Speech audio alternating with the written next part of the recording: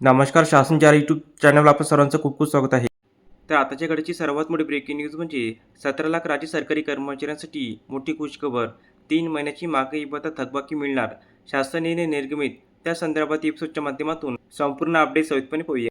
राज्य शासकीय कर्मचारी व इतर पात्र कर्मचाऱ्यांना दिनांक 1 नोव्हेंबर 25 ते दिनांक 31 जानेवारी 26 या कालावधीतील महागाई भत्त्याची थकबाकी रक्कम देण्याबाबत महाराष्ट्र शासनाच्या वित्त विभागामार्फत अतिशय महत्त्वपूर्ण शासनाने निर्गमित करण्यात आलेला आहे.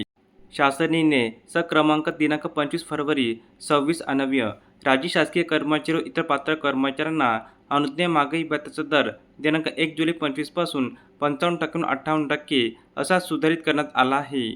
त्यानुसार दिनांक 1 फरवरी 26 पासून सदर महागाई भत्ता वाढ रोखण्यात देण्यात यावी. तसेच माहे जुलै 25 ते ऑक्टोबर 25 या कालावधीतील थकबाकी मार्च 26 या महिन्यात रोखीने अदा करण्यात यावी व उर्वरित कालावधीतील थकबाकीबाबतचे नोव्हेंबर 25 ते जानेवारी 26 आदेश स्वतंत्रपणे निर्गमित करण्याचा निर्णय घेण्यात आला होता.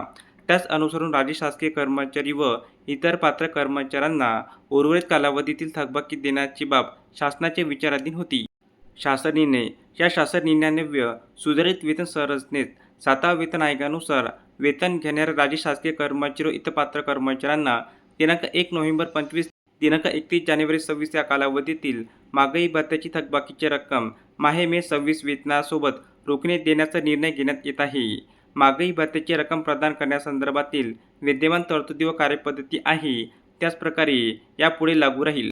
महागाई भत्त्याची रक्कम प्रदान करण्यासंदर्भातील विद्यमान तरतुदी व कार्यपद्धती आहे त्याच प्रकारे यापुढे लागू राहील.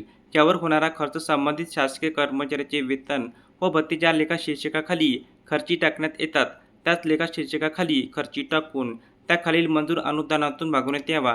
अनुदान प्राप्त संस्था व जिल्हा परिषद कर्मचाऱ्याच्या बाबतीत संबंधित प्रमुख लेखा शीर्षकाखाली ज्या उपलेखा शीर्षकाखाली त्यांचे सहाय्यक अनुदानाबाबतचा खर्च खर्ची टाकण्यात येतो त्या उपलेखा शीर्षकाखाली हा खर्च खर्ची टाकण्यात यावा. धन्यवाद.